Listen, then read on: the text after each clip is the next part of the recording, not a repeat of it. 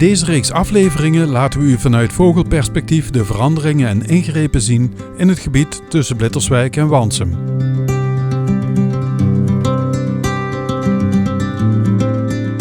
Vandaag een aflevering over het gebied tussen Boltweg, Roekenbos en het Zoor, in Blitterswijk dus. We stijgen op en kijken recht tegen de zon in richting het Roekenbos.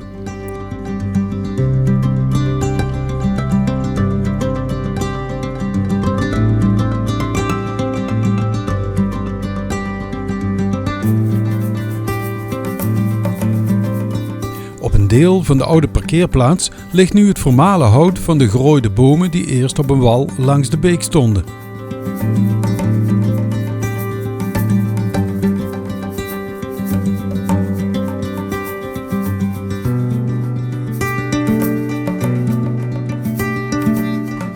Deze parkeerplaats zal moeten verdwijnen om ruimte te maken voor de moerasachtige uitgediepte delen van de Maasarm.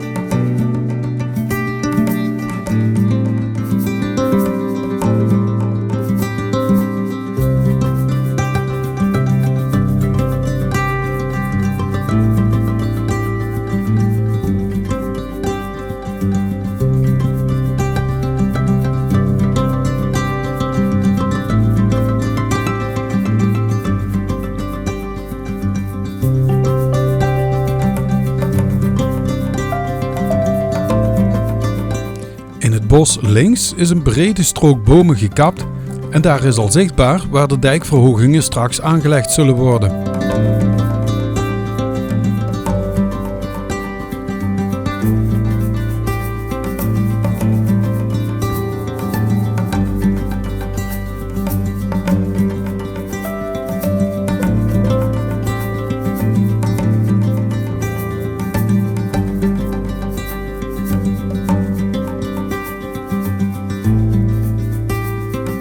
De beek, die nu nog tamelijk recht toe recht aanloopt, zal straks weer gaan meanderen en de nieuw aangelegde dijk zal weer worden beplant met bomen en struiken zoals in deze tekeningen zichtbaar is.